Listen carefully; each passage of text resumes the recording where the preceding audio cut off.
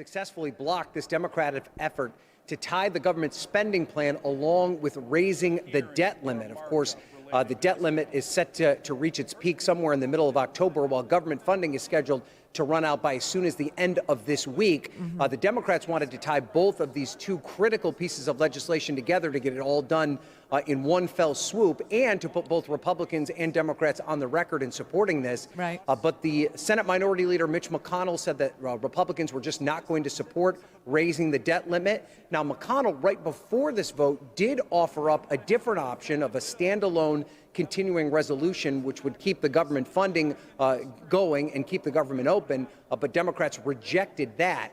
So essentially what we had is what we expected, a party line vote. It would have required 10 Republican votes in order for this piece of legislation to move to the next stage.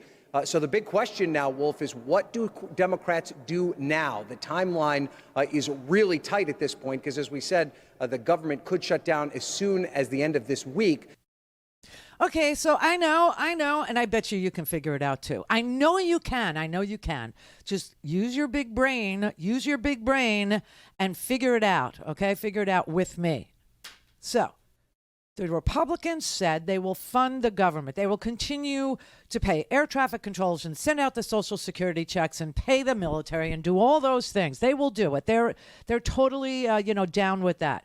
Now, I know that the reason why we bundled the continuing resolution to fund the government and the debt ceiling limit, the suspension of that together, was, as I said yesterday, to get the Republicans on the record that they are prepared to default the United States of America if it means that they can keep power, and they are willing to shut down the government as they did for 3 weeks over the stupid wall when Donald Trump was president. They're willing to do it because they won't govern. They won't do it. They can't do it. They don't have any interest in it. They're only interested in power plays and power for themselves. And they think that shutting down the government is a bad look for them. But defaulting the United States, that's something they will blame the president for. And so they're willing to see America default on its debt for the first time in the history of the United States of America. Now, it's hard enough to keep the federal government open and running when you have an opposition parties going nah, nah, nah, nah, nah, as a governing philosophy, which is what you have. And of course, we needed 60 votes. We needed 10 of them to proceed. And not only do they obstruct everything, but they do it while they're in the minority, which is like being beaten up by a bully who's smaller than you over and over and over again. And so they're willing, the Republicans are, to separate out the funding of the government and vote on that straight up and down. And they said that they have the votes to fund the government. I say take it. Let's do that. Let's do that. Now, what are we left with? We're left with the debt that they ran up, okay? A little bit of it is ours, a little bit. But $8 trillion worth of debt has to be covered. Okay. Nancy needs to or wants to bring up the bipartisan, roads and bridges package for a whopping $55 billion of investment in your community, in my community, in the airports, in the dams, in the levee system, in the roads, in the falling down bridges, all of it, $55 billion. Okay, that's what they're willing to do. Which leaves us with the families plan, which is something we need in order to go back to work. Child care, elder care, senior expansion so that, I mean, when they're literally against having senior citizens have teeth in their mouth, you know that they have reached an all-time low. When they're literally unwilling to educate our kids when they're 3 years old, which is what every competitive nation on this planet, anybody who wants to compete with us does this. And when they're saying, no, America shouldn't compete, America shouldn't start educating their kids earlier than we already do. And also it would free up dads and moms to go to work because their kids would be packed off to school and not daycare, but to school, when they're not for that, you don't have to negotiate with them anymore. You have to figure out a way to do what you know needs done by yourself. Now, I watched people trash Nancy Pelosi last night because Nancy Pelosi said that she might on Thursday, or that she intends to on Thursday, bring up the bipartisan package without the 3.5 Build Back Better plan. And the Progressive Caucus, which is like 94, 95 members. I mean, we used to have Blue Dogs. The Blue Dogs don't exist anymore, okay? I think they're down to 16 or 19 members. They were, the Blue Dogs were everything in the 90s. For those of you who don't remember, they were the first real corporate Democrats, okay? And they literally shot themselves in the foot over and over again to the point where they don't even exist. You do have a group called the New Democrats. Some of them like to call themselves problem solvers, but they never, ever solve any of our problems. They create problems, okay? And so some people are saying, oh, Nancy caved into the problem solvers caucus. Nancy caved into the corporate Democrats. Nancy caved into the Blue Dogs. Nancy caved into the to the New Democrats, because they come from swing states, and she knows that in order to stay Speaker of the House, or in order to keep the majority in the House, those swing districts have to be won by Democrats. And oh my God, she's selling out the progressives.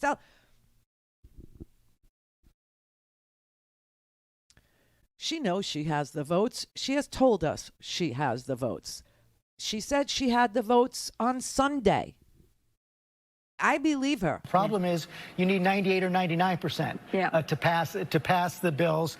And I know you said the infrastructure bill is going to pass, but the leader of the Progressive Caucus in the House, Jamila Prayapal, is balking. She said on Friday that voting on this bill tomorrow is an arbitrary date, adding that more than 50 members will vote no if you first don't have agreement on the broader social investment bill. So are you confident these progressive members are going to vote yes, even though she says no? What? Let me just say we're going to pass the bill this week.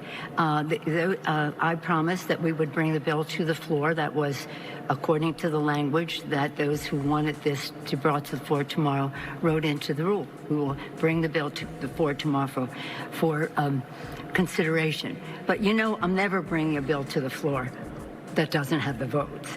And I think any time you put an arbitrary date, well, remember when the Republicans said they were going to overturn the Affordable Care Act on the anniversary of the Affordable Care Act?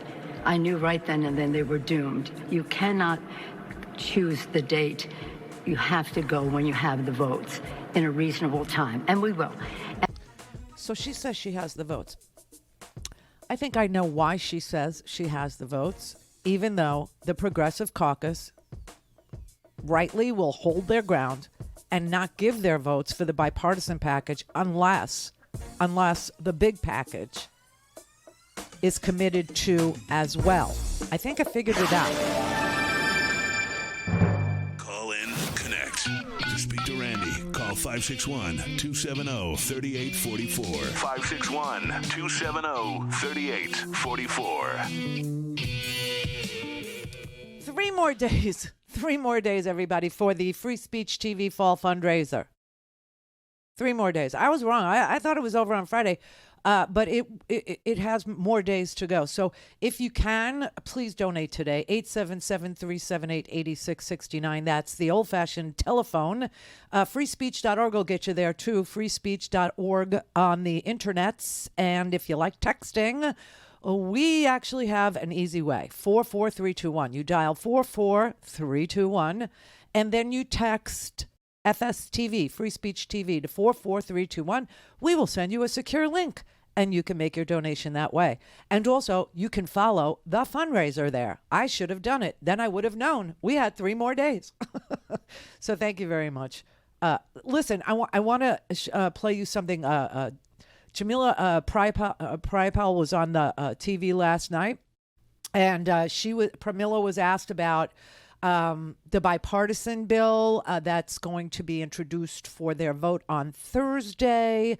And didn't the Progressive Caucus say that they would not vote for one without the other? And especially Pramila, because Pramila is the head of the Progressive Caucus. Okay. And so it was interesting to hear how cheerful she was feeling and how upbeat she sounded. Right now, if the plan is still to do the infrastructure vote on Thursday, it sounds like the plan from you and the Progressive Caucus is still to vote that down unless there has been significant progress toward the Build Back Better bill, the reconciliation bill. It sounds like Thursday might still be more on the bubble than the headlines would make you believe.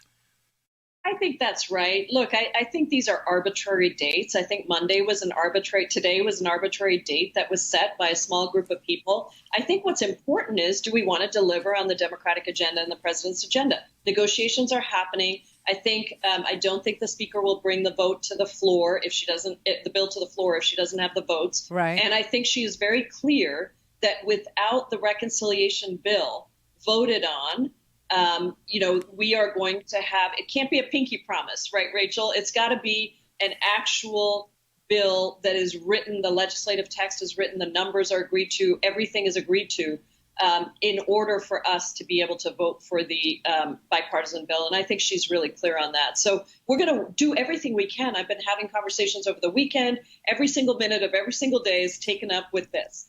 And those conversations are really good. They're very productive.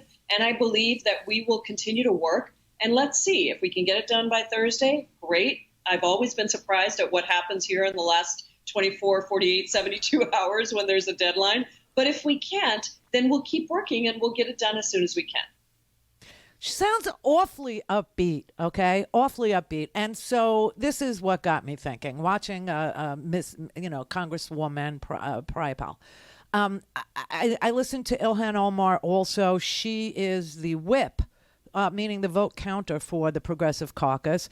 And she said, hey, listen, we're not going to be satisfied with, Rhodes and Britt. We want people to be able to feel the change that we're representing, that Biden represented, that Biden promised the American people they would feel in, with his agenda. And we're not going to stop until people feel the difference that we can make in their lives. Okay, so what happened last night? Nancy actually wanted a vote.